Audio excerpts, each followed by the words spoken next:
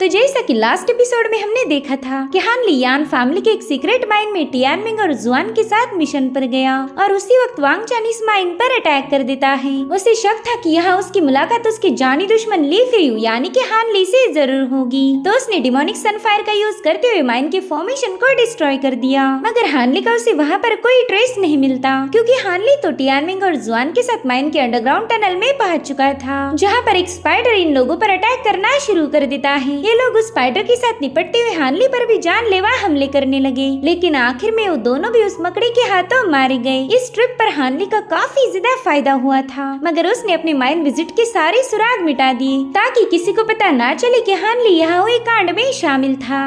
अब आगे तो इस एपिसोड की शुरुआत में हम देखते एक डीमन सेक के कल्टीवेटर को, जिसे हान ली के पपेट्स खदेड़ते हुए क्लिप के पास लेकर आ गए। तो अब वो बंदा भी अपनी सोड निकाल कर उनके साथ फाइट करना शुरू कर देता है, मगर अकेला इनके सामने फीका पड़ गया। उसे अब हान ली के पपेट्स ने मार मार के उसकी बुरी हालत कर दी थी। तो बंदा जल्दी से अपना एक आर्टिफैक्ट बाहर निकाल लेता है और उसी वक्त उस बंदे का पाँव एक ट्रैप पर पड़ गया और फिर हान ली सीटी बजाते हुए पेड़ से नीचे कूद जाता है। उसके नीचे आते ही वो बंदा भी उस पेड़ से उल्टा टंग गया। हान ली ने तो सबसे पहला उस बंदे का पाउच उठा लिया, जो देखकर वो बंदा कह रहा था कि तुझे पता नहीं मैं कौन हूँ, जल्दी से मुझे रिहा कर वरना तेरा अंजाम बुरा होगा। मगर हान ली तुरंत ही अपने टैलिस्मान से उसका मुंह बंद कर देता है क्योंकि हान ली को ये धमकियां देने वाले लोग बिल्कुल भी पसंद नहीं। अब हान ली वहाँ से जाते हुए कह रहा था कि मेरे हाथ अभी भी कोई पावरफुल बंदा लगा ही नहीं, पता नहीं इस डीमन सेक्ट में इतने गरीब कल्टीवेटर कहाँ से आ गए। जिसके बाद हान ली के पपेट उस बंदे का काम तमाम कर देते हैं और अब हमें सीधे 1 साल बाद का सीन दिखाया जाता है,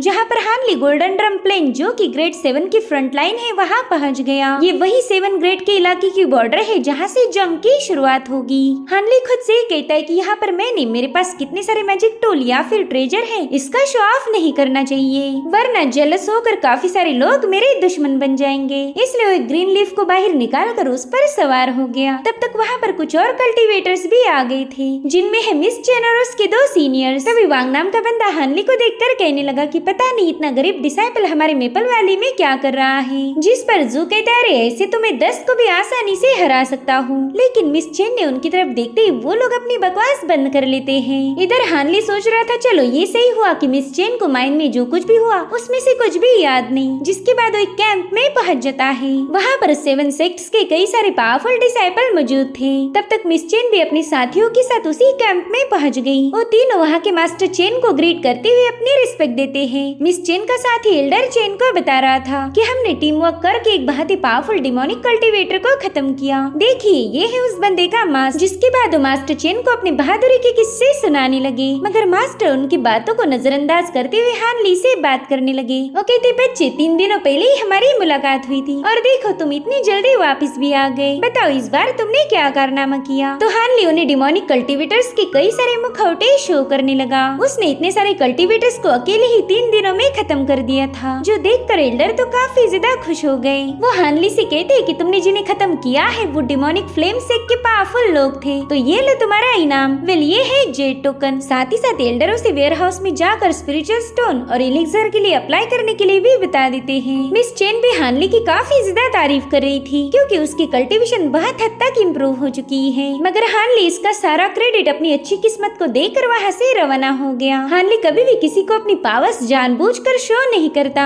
क्योंकि पावर शो करने का मतलब है दुश्मन पालना। वहीं पर मिस चेन के साथ जो बंदे थे उन्हें हान ली से थोड़ी सी दिक्कत होने लगी। जू बता रहा था कि ये बंदा तो मास्टर ली हुआ का डायरेक्ट डिसाइपल है, जिस पर वांग जवाब देते हुए कहने लगा कि इस एल्डर ली हुआ को तो जरा भी दिमाग नहीं, ऐसे लोअर क्लास के बंदे को भला कौन ही अपना डिसाइपल बनाता है। इस बंदे के पास तो ना ही वेल्थ है और ना ही अच्छा स्टेटस। मगर मिस चेन ने सुनकर उन पर काफी ज्यादा भड़क गई। वो कह रही थी कि एल्डर ली हुआ कोर फॉर्मेशन स्टेज के कल्टीवेटर है, तो आप उनकी पसंद पर सवाल नहीं उठा सकते। जिस पर वो कहते ना हमें एल्डर से कोई प्रॉब्लम नहीं, बस उनका ये डिसाइपल कुछ ज्यादा ही एटीट्यूड वाला है, 2-4 कल्टीवेटर्स को मारते ही हमारे सामने शो ऑफ कर रहा था। और अब तो उनकी बातों से एल्डर चेन भी गुस्सा हो गए। वो कहते हैं कि तुम्हारा रिवॉर्ड लेकर जल्दी से यहाँ से दफा हो जाओ। तो उनका रवैया देख वो लोग कह रहे थे कि आप तो इस बंदे को कुछ ज्यादा ही लाइक करते हो, कहीं वो आपका रिश्तेदार तो नहीं। जिस पर मास्टर चेन कहते कि हान हानली ने 17वीं बार हंट किया है और तुम लोग बस एक बंदे को मार के यहाँ पर मुंह चला रहे हो। साथ ही साथ वो मिस चेन को बताते हैं कि हानली काफी ज्यादा टैलेंटेड है, आप उसे अपनी टीम में रिक्रूट कर लीजिए। वैसे भी वो इन रईस जादों से काफी ज्यादा ताकतवर है, ये तो बस अपने फैमिली के नाम पर उछलते रहते हैं।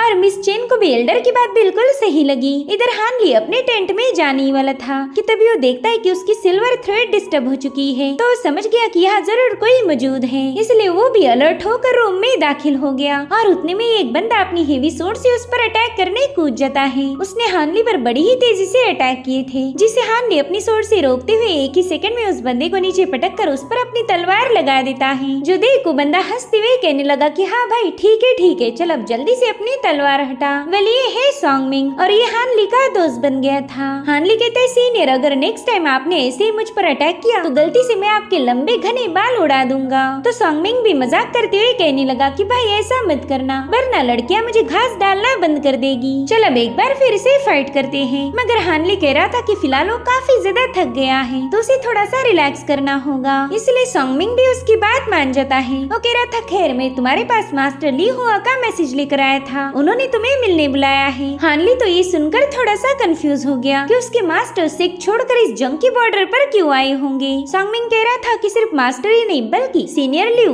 जूनियर वू और जोंग भी फ्रंट लाइन पर आ चुके हैं। जो सुनते ही हानली समझ गया कि अब जल्द ही जंग शुरू हो जाएगी। जिसके बाद हानली की मुलाकात हुई सीनियर लिू, जुआन और जोंग के साथ। सीनियर लिू और जोंग तो हानली की इम्प्रूवमेंट से काफी ज्यादा खुश थे, मगर जुआन नाम का बंदा हानली से रूडली बात करके वहाँ से ही चला गया। जोंग बता रही थी कि जुआन डोंगशुआन से प्यार करता है, मगर वो काफी दिनों से उससे ढंग से बात भी नहीं कर रही। डोंगशुआन का नाम सुनते ही हानली को पुरानी बातें याद आ जाती है कि कैसे वो दोनों यान सिटी से एक साथ भागने में कामयाब हुए। साथ ही साथ जोंग हानली से कह रही थी कि तुम अभी तक डोंगशुआन से मिलने नहीं गए, इसलिए वो तुम पर काफी ज्यादा नाराज है। मगर हानली उन्हें क्लियर कर देता है कि उसके और डोंगशुआन का रिश्ता एक कल्टीवेटर के परे कुछ भी नहीं। जिसके बाद हानली अपने मास्टर से मिलने पहुंच गया। वो देखता है कि एल्डर ली हुआ वांग नाम के बंदे के साथ झगड़े कर रहे हैं। दरअसल वांग ट्रेजर स्टोर का ओनर था और उसने येलो मैपल वैली को काफी सारे ट्रेजर ज्यादा प्राइस पर बेच दिए और इसी वजह से मास्टर ली हुआ उसके साथ झगड़े कर रहे थे। तो वांग भी उन पर भड़क गया। वो कह रहा था कि ट्रेजर बनाने में ढेर सारा पैसा खर्च होता है, मगर तुम्हें तो उससे कोई लेना देना नहीं। हानली को वांग को देखते ही याद आया कि उसने कुछ टाइम पहले ही वांग से ढेर सारे ट्रेजर खरीद लिए थे। उस वक्त हानली ने वांग को अपना नाम ली फेयू बताया था, तो हानली उम्मीद करता है कि ये बंदा उसे नहीं पहचानेगा।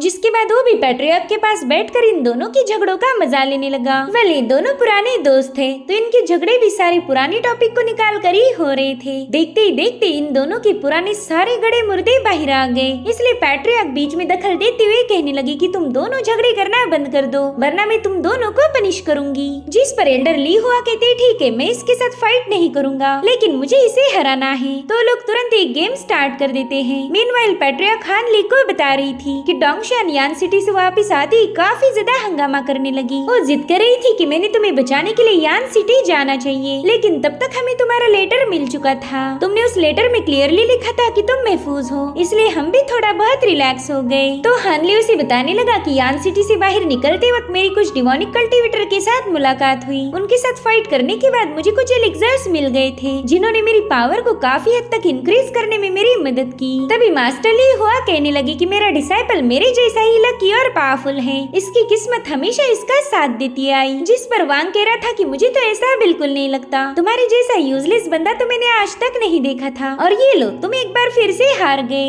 अब इनके ऐसी ही नोकझोंक चलती जा रही थी। मीनवाइल हमें कुछ डिमोनिक कल्टीवेटर दिखाए जाते हैं, जिन्हें एक बंदी ने अपनी मैजिकल फैन से बुरी तरह से घायल किया। वेल ये है डोंगशुआन, जिसने हानली से बिछड़ने के बाद खुद को काफी ज्यादा इम्प्रूव कर लिया है। वो तो बड़े ही कूल अंदाज में उन सभी को 1 बाय 1 खत्म करते हुए अपने फैंस को कलेक्ट कर लेती है। वो कह रही थी हानली तुम एक साल में एक दफा भी मुझसे मिलने नहीं आए, तो देखो मैंने तुम्हारा सारा गुस्सा इन लोगों पर उतार दिया। जिसके बाद हमें एक साल पहले की कहानी दिखाई गई, जहाँ पर डोंगशुआन यान सिटी से वापस लौटते ही अपनी मास्टर यानी कि पैट्रियर्क से कह रही थी कि हमने जल्दी से जाकर हानली को बचाना चाहिए, मगर उसकी मास्टर कहती है कि हमें हानली का लेटर मिल चुका है। वो यान सिटी से जैसे तैसे खुद को बचाकर फ्रंट लाइन पर तैनात हो गया। वहाँ पर वो हमारे 7 सेक्ट के लोगों के साथ मिलकर डिमोनिक कल्टीवेटर को खत्म करने का काम कर रहा है। ये सुनकर डोंगशुआन काफी ज्यादा खुश हो गई। वो भी अब हानली के पास फ्रंट लाइन पर जाना चाहती थी, मगर मास्टर ने उसे रोक लिया। वो कह रही थी कि तुम हानली को भूल जाओ, इसी में तुम्हारी भलाई होगी। इस खतरनाक जंग में वो बंदा ज्यादा दिनों तक सरवाइव नहीं कर सकता। साथ ही साथ हानली से दूर करने के लिए पैट्रियार्क ने डोंगशियान को 1 साल के लिए क्लोज डोर कल्टीवेशन करने का हुक्म दिया, जिससे डोंगशियान का दिल टूट जाता है। मगर फिर भी उसे उम्मीद थी कि वो जल्दी हानली से मिल पाएगी। अब कहानी फिर से प्रेजेंट टाइम में आ जाती है। यहाँ पर डोंगशियान को डिमोनिक सेक्ट का खेमा नजर आया तो छुपकर उनकी सारी बातें सुनने लगी। वो देखती कि जोंगू वांगचान की काफी ज्यादा तारीफें कर रहा था, जो सुनकर वांगचान भी पक गया। अब वो जोंगू से सीधा ली फेयू यानी कि हानली के बारे में पूछने लगता है। मगर जोंगू कह रहा था कि यंग मास्टर, हमने उसे ढूंढने की काफी ज्यादा कोशिश की, मगर वो बंदा अभी तक हमारे हाथ नहीं लगा। इधर डोंगशियान वांगचान की नजरों में बिल्कुल भी आना नहीं चाहती थी, इसलिए उसने तुरंत ही वहाँ से भागना शुरू कर दिया। मगर वांगचान को उसके वहाँ होने का एहसास हो चुका था, इसलिए उसने तुरंत ही अपनी इवल एनर्जी में उसे ट्रैप कर दिया। वांगचान को उसे देखते ही याद आता है कि यही बंदी ली फेयू के साथ यान सिटी में आई थी। साथ ही साथ वो डोंगशियान को बुरी नजरों से घूरने लगा। वो कहता है, वाह, इस बार तो मुझे काफी ज्यादा मजा आने वाला है। जिसके बाद वो डोंगशियान को कैप्चर कर लेता है। इधर जोंग अपनी सीनियर लियू को बड़े ही प्यार से घूरी जा रही थी और उसी वक्त जुआन को एक संदेशा मिला, जो लेकर वो सीधा पैट्रियार्क के पास आ जाता है। उन्हें खबर मिली थी कि डोंगशियान को डिमोनिक कल्टीवेटर्स ने कैप्चर किया है। इस खबर से तो पैट्रियार्क काफी ज्यादा भड़क गई। वो कह रही थी कि मुझे जल्दी डोंगशियान को ढूंढना होगा, जिसके बाद वो तुरंत ही वहाँ से रवाना हो जाती है। उनके वहाँ से जाते ही मास्टर ली हुआ वांग से कहने लगे कि हम दोनों ने पैट्रियार्क के साथ ही ये सेक्ट ज्वाइन किया था और हम तीनों ने वादा किया था कि हम हमेशा एक दूसरे को सपोर्ट करेंगे, मगर तुम कोर फॉर्म नहीं कर पाई, इसलिए तुमने कल्टीवेशन को क्विट कर दिया। और रही बात मेरी, तो ना ही मैं टॉप पर जा पाया और ना ही नीचे रह पाया, इसलिए मैंने अपना डिसाइपल सिलेक्ट किया ताकि वो मेरे सपनों को पूरा कर पाए। आज मैं पैट्रियार्क को सपोर्ट करना चाहता था, लेकिन मैं उतना पावरफुल नहीं हूँ। जिस पर वांग कहता है, मैं जानता हूँ तुम पैट्रियार्क को पसंद करते हो, मगर इतने सालों से तुमने कभी अपने दिल की बात उनसे नहीं कही। अगर तुम अपने दिल की बात भी नहीं कह पाते तो फिर तुम्हारी इस इमॉर्टलिटी की चाह रखने का कोई फायदा नहीं। तुमसे अच्छा तो मैं हूँ, जो हमेशा अपने दिल की करता हूँ। जिसके बाद वो वहाँ से जाने लगे तो हानली भी उनसे बात करने के लिए उन्हें फॉलो करता है, क्योंकि उसे ये चेक करना था कि एल्डर वांग ने उसे पहचाना या नहीं। और तभी एल्डर वांग उसे अपनी शॉप का वीआईपी टोकन देकर कहने लगे कि इसे दिखाकर तुम कोई भी ट्रेजर डिस्काउंट पर खरीद सकते हो। और हाँ, मैं जानता हूँ कि लास्ट टाइम तुम मास्क पहनकर मेरे शॉप में आए थे, लेकिन देखो मैंने तुम्हें पहचान लिया। हानली भी ये सुनकर थोड़ा सा शॉक हो गया था कि वांग ने उसे बस आवाज से कैसे पहचाना होगा। जिसके बाद हमें वांगचान की कैरेज दिखाई गई, जहाँ पर वो बस डोंगशियान को घूरे जा रहा था, जो देखकर वो कहने लगी कि तुम एक डीमन हो। पिछली बार भी तुमने कई सारे लोगों को मार दिया था, इसलिए मुझे वो टॉर्चर करने से अच्छा है तुम मुझे खत्म ही कर दो। जिस पर वांगचान कह रहा था कि मैं कोई डीमन नहीं हूँ, सच बताओ तो हम दोनों रिलेटिव्स हैं, और ये बात मैं पिछली बार ही तुम्हें बताना चाहता था, मगर उस ली फेयू ने मुझे तुम्हारे साथ बात करने से पहले ही भगा दिया। जिस पर डोंगशियान कह रही थी कि ना, हमारा कोई ताल्लुक नहीं। अगर यहाँ पर मेरी कोई फैमिली है तो वो है बस रेड विस्की फेरी। अगर तुम नहीं चाहती हो कि वो मुझे बचाने यहाँ आए तो जल्दी से मुझे रिहा कर दो। और तभी वांगचान डोंगशियान के गले में पहना हुआ जेड पेंडेंट निकाल लेता है। वो कह रहा था कि तुम्हारे मास्टर ने पेंडेंट तो तुम्हें पहनने के लिए दे दिया, मगर ये नहीं बताया कि इसका हमारी फैमिली के साथ क्या कनेक्शन है। ऐसा लगता है कि तुम्हारी मास्टर अभी भी डीमन यून लो को भूल नहीं पाई। अभी डीमन यून लो कौन है ये फिलहाल तो हमें बताया नहीं गया, मगर वांगचान डोंगशियान से प्रॉमिस करता है कि एक बार तुम हमारे क्लान आ जाओ तो तुम्हें सारी कहानी समझ आएगी, और फिर तुमने मुझे थैंक्स नहीं बोला तो मेरा नाम बदल देना। जिसके बाद वो जोंगू से कह रहा था कि जल्दी से पैट्रियार्क यून लो को खबर भिजवाओ कि उसके लिए काफी स्पेशल तोहफा आने वाला है। वही दूसरी तरफ हम नांगोंग को देख पाते हैं, जिसे उसकी जूनियर बता रही थी कि हमारे सीनियर जुआन जिन्होंने यान फैमिली के माइन पर कब्जा किया था वो अचानक से गायब हो चुके हैं। शायद वो समझ गए कि अगर वो हमारे सेक्ट में वापस आए तो उन्हें पनिश किया जाएगा। गाइस, ये दोनों उसी जुआन के बारे में बात कर रही थी जो कि माइन के अंडरग्राउंड एरिया में हानली के साथ था। इन्हें तो पता ही नहीं कि जुआन का चैप्टर तो ऑलरेडी क्लोज हो चुका है। इधर हानली के मास्टर उसे कैपिटल भेजना चाहते थे। वो हानली को एक कहानी सुनाने लगे। वो कहते हैं कि जब मैं यंग था तब एक सीनियर ने मुझे मॉन्स्टर से बचा लिया, मगर फिर कुछ टाइम बाद ही उस सीनियर की एक ट्रायल में मौत हो गई। मैं उनका फेवर रिटर्न करना चाहता था, तो इसलिए मैं उनके बेटे से मिलने गया, मगर उसके पास स्पिरिचुअल रूट्स ना होने की वजह से वो कभी कल्टीवेट नहीं कर सकता था। तो मैंने उसे प्रॉमिस किया कि जब तक मैं जिंदा हूँ तब तक उनकी फैमिली को हमेशा सपोर्ट करूंगा, और तब से लेकर आज तक मैं उस फैमिली को सपोर्ट करता आया हूँ। और मेरे ख्याल से ये उनके फैमिली की चौथी जनरेशन होगी। फिलहाल उनका मेंशन जू कंट्री में है और वहाँ पर डिमोनिक आर्मी जरूर से अटैक करेंगी। तो मैं चाहता हूँ कि तुम मेरे बिहाफ में वहाँ जाकर उस फैमिली को प्रोटेक्ट करो। इसलिए हानली तुरंत ही उनकी बात मान जाता है, मगर वो कहता है मास्टर फिलहाल हमारे साथों से एक डिमोनिक सेक्ट के साथ जंग करने की कगार कगार पर है, तो हमें डिमोनिक कल्टीवेटर को मारने का इससे अच्छा मौका नहीं मिलेगा, इसलिए मैं फ्रंट लाइन छोड़कर नहीं जाना चाहता। मगर मास्टर ली हुआ जानते थे कि हानली हर बार की तरह उनसे कोई रिवॉर्ड ऐंठने की फिराक में है, तो कहते हानली हमारे पास पावरफुल कल्टीवेटर्स है, इसलिए तुम जंग की फिक्र मत करो। मगर हानली जानबूझकर उन्हें ऐसा दिखा रहा था कि वो 7 सेक्ट की काफी ज्यादा परवाह करता है, जिसके चलते मास्टर लियोआ कहते हानली अगर तुम जू कंट्री गए तो मैं इसे मिलिट्री सर्विस में ऐड कर दूंगा, ताकि वापिस आने के बाद तुम्हें अच्छा खासा रिवॉर्ड मिल जाए। ये सुनकर तो हानली तुरंत ही अपने मास्टर का शुक्रिया अदा करने लगा। मास्टर ली हुआ सोचते कि ये बंदा फ्री में कभी कोई काम नहीं करता, जिसके बाद वो हानली को बताते है कि आज यहाँ पर मास्क मून सेक्ट के लोग भी आने वाले हैं, वो अपनी टीम को यहाँ छोड़कर वापस जाएंगे, तो तुम भी उनके साथ ही फ्लाइंग बोट में जू कंट्री चले जाओ। बस एक बात याद रखो, तुम्हें मास्क मून सेक्ट के लोगों के साथ ज्यादा इन्वॉल्व नहीं होना है। अब जल्दी से जाकर मिशन पूरा करके वापस आ जाना। तो हानली ने जल्दी से जा की पैकिंग शुरू कर दी। थोड़ी देर में उससे मिलने के लिए मिस चेन पहुंच गई थी। वो उसे बताती है कि तुम कल्टीवेशन में काफी ज्यादा आगे निकल चुके हो, लोग तो तुम्हारी तारीफें करते नहीं थकते। खैर ये तो हुई तुम्हारी कल्टीवेशन की बात, अब मैं सीधा मुद्दे पर आती हूँ। मैं चाहती हूँ कि तुम मेरी चेन फैमिली के साथ जुड़ जाओ। इधर मास्क मून सेक्ट की नांगोंग भी फ्रंट लाइन पर पहुंच चुकी थी। उसे उम्मीद थी कि यहाँ पर उसकी हानली के साथ मुलाकात जरूर होगी। इधर हानली मिस चेन से कह रहा था कि वो इतना क्वालिफाइड नहीं कि चेन फैमिली को ज्वाइन करे, इसलिए वो मिस चेन को उसके स्पिरिचुअल स्टोन्स वापस देने की कोशिश करता है। लेकिन मिस चेन कह रही थी कि तुम्हें बस 3 सालों के लिए हमारे क्लैन में रहना होगा, उसके बाद तुम जहाँ मर्जी वहाँ जा सकते हो। और उसी वक्त हानली की नजर पड़ी नानगोंग पर। उसे समझ ही नहीं आ रहा था कि वो इस बंदी को फेस कैसे करेगा। साथ ही साथ नानगोंग ने देख लिया कि हानली स्टोन्स की बैग मिस चेन को दे रहा है, तो उसे लग रहा था कि शायद ये बंदी हानली की गर्लफ्रेंड होगी। अब अगले सीन में हमें मास्क मून सेक्ट की कैरेज दिखाई जाती है, जिसमें सवार होकर हानली जू कंट्री की तरफ रवाना हो गया। उसे पता था कि नानगोंग उसके रूम के टॉप वाले रूम में है। इधर नानगोंग अभी भी मिस चेन के बारे में सोचकर गुस्से में लाल हो रही थी। उसे बिल्कुल पसंद नहीं आया कि हानली किसी और बंदी के साथ बात करे, इसलिए वो जल्दी से मिरर में जाकर खुद की खूबसूरती को चेक करने लगी। और तभी उसे सारी पुरानी बातें याद आने लगी कि कैसे हानली ने उसे प्रोटेक्ट किया था, और फिर बाद में वो लोग इंटीमेट हो गए। इधर हानली को लग रहा था कि पिछली बार उन दोनों के दरमियान जो कुछ भी हुआ उसके लिए नानगोंग उसे जान से भी मार सकती है। आफ्टर ऑल उसी की बोट पर था, तो जल्दी से डोर पर फॉर्मेशन सेटअप करता है। उसे तो पता ही नहीं कि नानगोंग तो उसके प्यार में पागल हो चुकी है, इसलिए हानली डिसाइड करता है कि वो जल्दी इस बोट से उतर जाएगा। उसे सबसे पहले तो युन शाओ से मिलना था, ताकि उस माइन में मिले हुए टाइम ट्रैवलिंग की फॉर्मेशन को रिपेयर करने की बात कर पाए। अब हानली डिमोनिक कल्टीवेटर्स से हासिल किए हुए एलिक्सर्स को चेक करने लगा।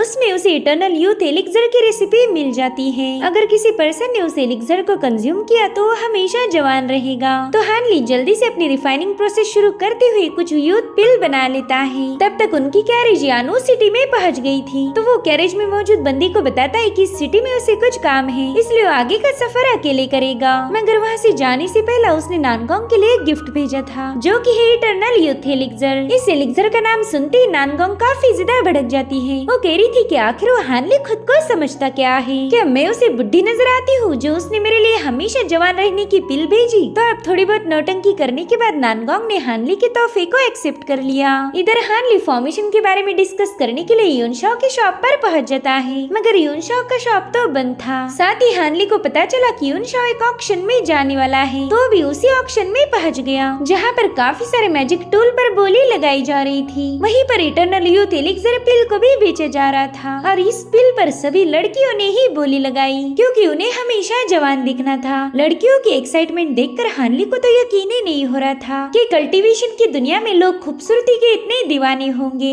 अब सबसे आखिर में बोली लगती है मिलेनियम हर्ब की। उस हर्ब की खुशबू पूरे हॉल में फैल गई थी, और ये हर्ब काफी ज्यादा रेयर था, तो कई सारे लोग उस पर बोली लगाने लगे। मगर तभी वहाँ का डोर ओपन होकर यूनशाओ वहाँ पर आ जाता है। वो सबसे रिक्वेस्ट कर रहा था कि प्लीज इस हर्ब को मुझे खरीदने दीजिए। साथ ही साथ वो ऑक्शनियर को 2 फॉर्मेशंस देने का वादा करता है, मगर फिर भी उसे वो हर्ब नहीं मिला। हानली जानता था कि कोई ना कोई यूनशाओ का पीछा जरूर करेगा, ताकि वो पावरफुल फॉर्मेशन उनके हाथ लग जाए, और होता भी बिल्कुल वैसे ही। ऑक्शन के खत्म होते ही 2 कल्टीवेटर्स यूनशाओ पर अटैक करने लगे। यूनशाओ अपने टैलिस्मान की मदद से उन पर हमले किए जा रहा था, मगर वही लोग उस पर भारी पड़ जाते हैं। यूनशाओ के पावरफुल ट्रेजर भी उन्हें रोक नहीं पाए। अब इससे पहले कि वो लोग यूनशाओ को खत्म कर पाए, वहाँ पर हानली पहुंच जाता है। उसने तो कुछ ही पलों में उन दोनों को निपटा दिया। यूनशाओ तो उसे देखकर काफी ज्यादा खुश हो जाता है, जिसके बाद वो हानली को अपनी गर्लफ्रेंड से से मिलवाने के लिए लेकर आ गया। वेल इस बंदी का नाम था रुइन और इसी को बचाने के लिए युनशाओ को मिलेनियम हर्ब की जरूरत थी।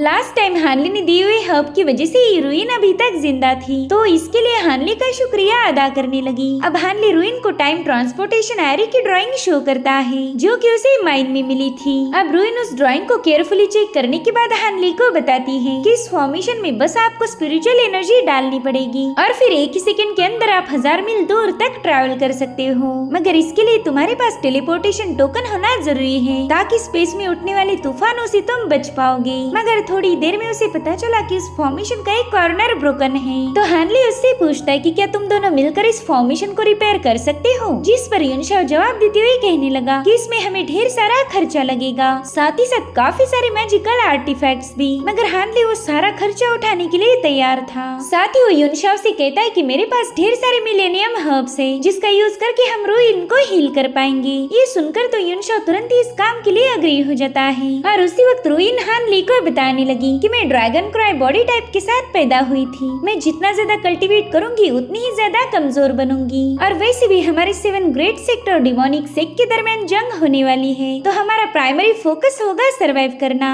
इसलिए हम आपकी कोई मदद नहीं कर सकते। जो सुनकर हानली समझ जाता है कि रुआन को उस पर बिल्कुल भी भरोसा नहीं। रुआन को लगता है कि टेलीपोर्टेशन एरे क्रिएट होती मैं इन दोनों को मार दूंगा, तो हानली को कुछ भी करके उसे यकीन दिलाना था कि वो उनके साथ कभी कुछ गलत नहीं करेगा। इसलिए हानली उसे बताने लगा कि मैं एक मॉर्टल फैमिली से बिलोंग करता हूँ, मुझे बैटल्स और लड़ाई झगड़ों में कोई दिलचस्पी नहीं, मेरी किस्मत अच्छी थी कि फॉर्मेशन मुझे मिल गया, इसके रिपेयर होते ही मैं यहाँ से काफी दूर जाना चाहता हूँ। और रही बात आपकी बीमारी की, तो मुझे मेडिसिन का एक्सपीरियंस है और मुझे पूरा यकीन है कि ऐसी कोई तो जगह जरूर होगी जहाँ पर हम तुम्हारे लिए मेडिसिन ढूंढ पाएंगे, मगर ये पॉसिबल तभी होगा जब वो फॉर्मेशन रिपेयर हो जाए। ये सुनकर युनशाओ तुरंत ही हानली से प्रॉमिस करता है कि वो किसी भी कीमत पर उस फॉर्मेशन को रिपेयर करेंगे। हानली जानता था कि युनशाओ जितना ज्यादा सिंपल और भोला था, रुइन उतनी ही ज्यादा क्रिटिकल, मगर हानली उनसे वादा करता है कि वो रुइन के लिए कोई न कोई मेडिसिन जरूर ढूंढेगा। जिसके बाद हानली ट्रैवल करते हुए सीधा कैपिटल में पहुंच जाता है। वहाँ पर उसकी नजर पड़ी शियार नाम की बंदी पर, जो कि मार्केट में काफी सारी मस्ती कर रही थी। वल ये बंदी ची कंडेंसेशन की 5वें लेवल पर है और उसके साथ उसके ग्रैंडफादर भी थे जिनका नाम है शाओजेन, और ये भी ची कंडेंसेशन के 9वें लेवल पर थे। तभी शियार हानली को चिढ़ाते हुए वहाँ से भाग जाती है,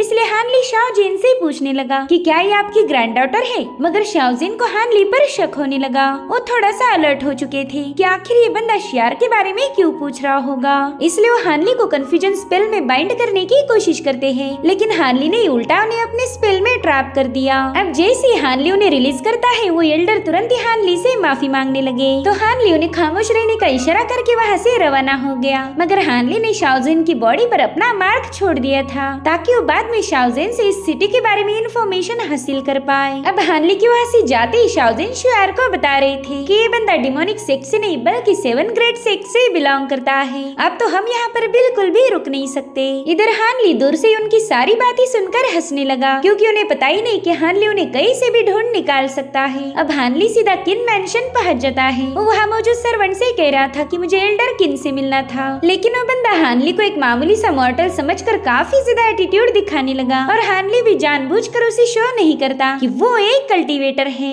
अब उसके मजे लेने के बाद हानली उसे एल्डर ली हुआ का लेटर शो कर देता है, जिसे देखते ही उस बंदे की तो बोलती ही बंद हो गई, उसकी तो चाल ढाल ही बदल गई थी। अब वो सीधे मास्टर किन की वाइफ और उनके बेटे फेयू को बताने लगा। वो कहता है कि हानली नाम का बंदा यहाँ आया है। किनफेई को शक हो रहा था कि यह हानली उसके फादर का नाजायज बेटा होगा, जो कि अपने हिस्से की प्रॉपर्टी क्लेम करने यहाँ आया होगा, मगर उसकी माँ उसे डांटती हुई कह रही थी कि तुम्हारे फादर कभी मेरे साथ धोखा नहीं करेंगे। इन दोनों माँ बेटों को तो बस हानली की यहाँ आने का मकसद ही जानना था। इधर हानली की मुलाकात हुई मास्टर किनियान से, जो कि इस फैमिली के हेड है। वेल ये एक मॉर्टल है और इन्हीं के ग्रेट ग्रैंडफादर ने हानली के मास्टर ली हुआ की जान बचाई थी। तो ली हुआ ने जब तक वो जिंदा है तब तक इस फैमिली की देखभाल का प्रॉमिस किया था, और अब जंग के माहौल में इस फैमिली को प्रोटेक्ट करने के लिए उन्होंने हानली को यहाँ भेजा है। हानली मास्टर किनियान को इमॉर्टल्स के दरमियान होने वाली वॉर के बारे में तो नहीं बताता, मगर वो कह रहा था कि कुछ दिनों तक मुझे आपके घर में रहना होगा, बस एक बार खतरा टल जाए फिर मैं यहाँ से चला जाऊंगा। ये सुनकर ही वो तुरंत ही हानली को थैंक्स बोलने लगे। इधर मास्टर किनियान की वाइफ और उनका बेटा छुपकर उनकी बातें सुनने आ गए थे, मगर उनके आते ही ये लोग ऐसे बात करते हैं मानो हानली मास्टर किनियान का दूर का रिश्तेदार हो, ताकि हानली एक कल्टीवेटर है ये बात टाउन में किसी को पता न लगे। तो अब फाइनली हानली के किन फैमिली में रहने का इंतजाम किया गया। साथ ही साथ हानली उनके सर्वेंट से टाउन के बारे में इंफॉर्मेशन भी पूछने लगा। तो बंदा बताता है कि कैपिटल 4 हिस्सों में डिवाइडेड है। रॉयल कोर्ट है नॉर्थ में, रिच एंड पावरफुल लोग साउथ में, ईस्टर्न पार्ट में जमा होता है कैपिटल का ट्रेजर, और वेस्टर्न एरिया में सारे गरीब लोग रहते हैं। खैर मैं उन बेकार लोगों का जिक्र करके आपका दिमाग खराब नहीं करूंगा। अब रात के समय हम शाओजेन को देख पाते हैं, जो कि शियार को लेकर टाउन छोड़कर निकल चुके थे। वो शियार को हानली के बारे में बता रहे थे। वो कहते कि वो बंदा हमारे जैसा रोग यानी कि फ्री कल्टीवेटर नहीं है, और वो इतना ज्यादा पावरफुल है कि हम उसका मुकाबला ही नहीं कर सकते। जिस पर शियार कह रही थी कि शायद हमारे पास जो बीस्ट की स्किन है वो बंदा उसे हासिल करना चाहता है, तो हमने उसे वो स्किन दे देनी चाहिए। क्या पता वो बंदा इसके बदले में हमें एलिक्सर या फिर कोई मैजिक टूल दे दे। जिस पर शाओजेन कहने लगे कि बच्ची हम सबके अंदर इनर डिमंस होते हैं, कहीं ऐसा ना हो कि वो बंदा उस स्किन को लेने के बाद हम दोनों को खत्म कर दे, इसलिए हमने उससे दूर रहना ही सही होगा। वैसे भी हमारे जैसे कई सारे फ्री कल्टीवेटर्स हाल ही में गायब हुए हैं, पता नहीं हमारे साथियों के साथ क्या हुआ, तो हम कोई नई मुसीबत को गले बांध नहीं सकते। अभी दोनों ऐसे ही हानली के बारे में डिस्कस करते हुए आगे बढ़ रहे थे, और तभी एक बंदा अचानक से उनके सामने कूद जाता है। शियार उसे देखकर काफी ज्यादा डर गई थी, मगर शाओजेन उसे जल्दी से छुपने के लिए बता देते हैं। वेल इस बंदे को देखते ही पता चल रहा था कि ये कोई डिमोनिक कल्टीवेटर होगा। वो अब सीधे शाओजेन पर छलांग लगा देता है, मगर शाओजेन ने बेंड होकर खुद को बचा लिया, और उतने में ही वो बंदा उन पर कूद जाता है। वो उन्हें घसीटते हुए काफी दूर ले जाने लगा, लेकिन शाओजेन अपनी पूरी ताकत लगाकर उससे दूर हट गए। जिसके बाद उस बंदे पर अपनी सोर्ड से अटैक करने की पूरी कोशिश करते हैं, मगर वो बंदा तो बिना वेपन के उन पर भारी पड़ गया। वहीं पर शियार ने खुद की ब्रीदिंग को कवर कर लिया था, इसलिए वो बंदा उसे देख ही नहीं पाता। इधर शाओजेन उस बंदे को रेजिस्ट करने की कोशिश कर रहे थे, मगर उतने में उस बंदे ने सीधे उनके सीने पर छलांग लगा दी, जिससे शाओजेन वहीं पर बेहोश हो जाते हैं। शियार देख पाती कि शाओजेन अभी भी जिंदा थे, और वो बंदा उन्हें घसीटते हुए अपने साथ ले जा रहा था, मगर वो एकदम खामोश होकर रोते हुए सब विटनेस करती है। अब अगले दिन हानली अपना न्यू कॉस्ट्यूम पहनकर उसी जगह पर पहुंच गया जहाँ पर शाओजेन पर फाइनल अटैक हुआ था। हानली समझ जाता है कि जरूर से शाओजेन के साथ कुछ बुरा हुआ होगा, तो वो अपने मार्क की पावर्स को एक्सेस करते हुए उसके साथ जो कुछ भी हुआ उसे विजुअलाइज करने लगा। वो समझ गया था कि जिसने भी शाओजेन पर हमला किया वो बंदा ची कंडेंसेशन के परफेक्ट स्टेज पर पहुंच चुका है, और इसी वजह से शाओ से हरा नहीं पाए। जिसके बाद हानली सीधे pavilion of the drunken immortal नाम के होटल में पहुंच जाता है। वो वहाँ पर बस खामोशी से बैठकर टाउन को केयरफुली ऑब्जर्व कर रहा था। तभी उसकी नजर पड़ी एक फ्री कल्टीवेटर पर, जो कि अपनी मुर्गी को पकड़ने की पूरी कोशिश कर रहा था, और तभी वहाँ पर उसके और साथी पहुंच जाते हैं। वेल ये है टीम मेंगशान। वैसे तो इस टीम में टोटल 5 लोग थे, मगर हाल ही में इनका एक साथी लापता हो गया। इधर हानली उन पर ही नजर रखे हुए था, साथ ही साथ वो अपने आसपास साउंड सीलिंग स्पेल भी एक्टिवेट कर लेता है, ताकि इन चारों को उसके होने का एहसास भी ना हो। लेकिन वो लोग भी कुछ कम नहीं थे, उन्होंने भी अपने आसपास एक बैरियर क्रिएट कर लिया, लेकिन वो लोग हानली को उनकी बातें सुनने से रोक नहीं सकते थे। हानली अपनी थोड़ी एक्स्ट्रा पावर यूज करके उनकी सारी बातें सुन रहा था। उनमें से फर्स्ट एल्डर कहता है पता नहीं हमारे जैसे फ्री कल्टीवेटर पर कौन अटैक कर रहा होगा।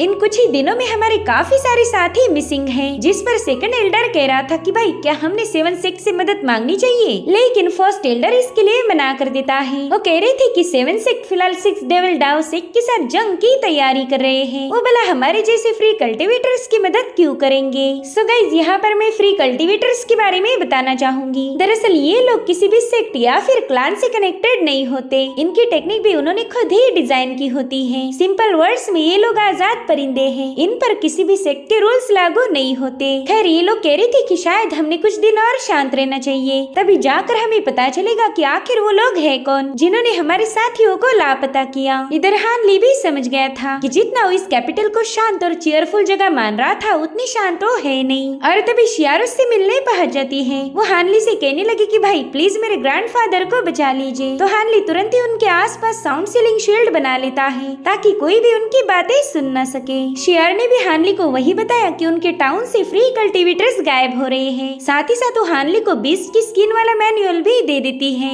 ताकि हानली उसकी मदद करने के लिए तैयार हो जाए। तो हानली कहता है ठीक है मैं तुम्हारे ग्रैंडफादर को ढूंढने की पूरी कोशिश करूंगा, लेकिन इसमें थोड़ा सा वक्त लग सकता है, तब तक तुम सिटी में ही कहीं पर छुपी रहना। अब शियार के वहाँ से जाने के बाद हानली उस अटैकर के बारे में सोचने लगा। वो बंदा सेम डिमोनिक कल्टीवेटर जैसा ही नजर आ रहा था, मगर उसकी कल्टीवेशन मेथड अलग थी। तो हानली को उसकी उसके बॉटम तक जाने के लिए और इन्वेस्टिगेशन करना जरूरी हो गया। साथ ही साथ होशियार ने दिया हुआ मैनुअल भी चेक करता है। वेल ये है ची सप्रेसिंग स्पेल, जो कि हानली को फिलहाल तो कुछ भी समझ नहीं आ रहा था। इसलिए हानली सीधा घर की तरफ रवाना हो गया, क्योंकि उसे किन फैमिली के हेड के साथ कहीं पर डिनर के लिए इनवाइट किया था। तो हानली उन्हीं के साथ सीधे जिन रॉयल मैंशन पहुंच गया। मास्टर किन उसे बता रहे थे कि ये प्रिंस जिन का मैंशन है। वो हमारे रूलिंग एम्परर के छोटे भाई हैं, जिस वजह से उनकी पोजीशन भी काफी ज्यादा इम्पोर्टेंट है। हाल ही में वो एक बड़ी खतरनाक बीमारी से रिकवर हुए, इसलिए उन्होंने ये दावत रखी। यहाँ पर मेहमानों का स्वागत करने के लिए वांग नाम का बंदा पहुँच गया था। यही प्रिंस का खास तौर पर ख्याल रखता है। इधर मास्टर किन भी किन फेई और हानली को वांग से इंट्रोड्यूस करने लगे। हानली तो उस बंदे के हाथ देखकर ही समझ गया था कि ये बंदा कोई मार्शल प्रैक्टिशनर है और इसने लगभग 30 सालों तक प्रैक्टिस की होगी। मॉर्टल वर्ल्ड में कोई कल्टीवेटर मिलना ये कोई आम बात नहीं हो सकती। जरूर से ये बंदा स्किल्ड आर्टिस्ट होगा, लेकिन ये पावरफुल होने के बावजूद भी रॉयल फैमिली में एज ए सर्वेंट काम कर रहा है। तो हानली उसकी स्पिरिचुअल एनर्जी को चेक करने लगा, क्योंकि उसे वांग में कोई न कोई गड़बड़ महसूस हो रही थी। और इस बंदे की एनर्जी वेव्स हानली को काफी ज्यादा अजीब लगी, जो कि सेम उसी बंदे से मेल खाती है जिसने शाओ ज़ेन पर अटैक किया था। और तभी वांग खुद होकर हानली को ग्रीट करता है। वो कहने लगा कि मेरा नाम है वांगी और मैं लांजाओ सिटी से बिलोंग करता हूँ। अगर आपको किसी भी चीज की जरूरत पड़े तो बेझिझक मुझे बता दीजिएगा। तभी किन्फ्यू वांग से कहता है कि सीनियर, मैंने आपके 5 कलर सेक की काफी सारी तारीफें सुन रखी है, मगर मेरा भाई हानली यहाँ पर न्यू है, इसलिए उसने आपको सही से ग्रीट नहीं किया, प्लीज उसे माफ कर दीजिए। जिसके बाद ये सभी लोग मेंशन में दाखिल होने लगे। इधर हानली ने 5 कलर स्पिरिट का नाम सुनते ही उसे मोरुआन की याद आती है। रुआन ने उसे यान सिटी में बताया था कि उसके फादर का पुराना दोस्त वांग 5 कलर सेक्ट से है। उसने हमारी फैमिली को डिस्ट्रॉय किया और हम उसका कुछ भी बिगाड़ नहीं सकते, क्योंकि वो बंदा जिन रॉयल फैमिली का खास सर्वेंट है। तो इस तरह से हानली को वांग के बैकग्राउंड के बारे में थोड़ी सी आइडिया हो चुकी थी। अब अगले सीन में हमें जी रॉयल मैंशन की दावत दिखाई गई, जहाँ पर लड़कियां डांस करते हुए सबका दिल बहला रही थी। मगर हानली का सारा ध्यान था प्रिंस जिन पर। इस बंदे के पास कोई मैजिक नहीं था, ये तो बस एक मामूली सा मॉर्टल है। वो अब सभी डांसर को वहाँ से जाने के लिए बताकर मेहमानों का स्वागत करने लगा। प्रिंस जिन सबको बता रहा था कि मेरी सीरियस बीमारी की वजह से मैं काफी दिनों से शराब के मजे नहीं ले पाया, इसीलिए आज तो मुझसे बिल्कुल भी सब्र नहीं हो रहा और मैं चाहता हूँ कि मेरे सभी दोस्त वाइन के मजे ले। आज सबको नशे में धुत होकर ही घर जाना है। जो सुनकर सभी लोग हंसने लगे। साथ ही साथ वो प्रिंस जिन को रिकवर होने पर मुबारकबाद दे रहे थे। तभी प्रिंस कहता है कि आज यहाँ पर मैंने कई सारे टैलेंटेड यंग लोगों को इनवाइट किया ताकि मैं उनके लिए कुछ स्पेशल काम कर पाऊँ। जिसके बाद वो वांग को बताने लगा कि इमॉर्टल मास्टर को यहाँ पर इनवाइट किया जाए। तो वांग क्लैप्स बजाते हुए इशारा कर देता है। साथ ही साथ उसके तालियां बजाते ही वहाँ की सारी लाइट ऑफ हो गई और तभी एक फायर बर्ड उस दावत में पहुँच गया। वो परिंदा वहाँ पर रोशनी बिखरती हुई सबको इम्प्रेस कर रहा था। हानली जानता है कि भले ही एक रेगुलर फायर बॉल टेक्निक थी, मगर इसे कंट्रोल करने का मैनर हानली को काफी ज्यादा इम्प्रेसिव लगा। जिसके बाद वहाँ पर एक इमॉर्टल मास्टर की एंट्री होती है। उसने आते ही अपने फायर बर्ड को अपने पास बुला लिया। सभी लोग इस मास्टर से काफी ज्यादा खुश हुए थे, सिवाय हानली को छोड़कर। जिसके बाद हमें मेंशन की सर्वेंट्स दिखाई जाती है, जिसमें से एक है मोरुआन। वो यहाँ पर किसी और की फॉर्म में आई हुई थी। अब इसका यहाँ आने का क्या मकसद है, ये हमें अगले एपिसोड में पता चलेगा। Thank you so much for watching. Bye bye, take care.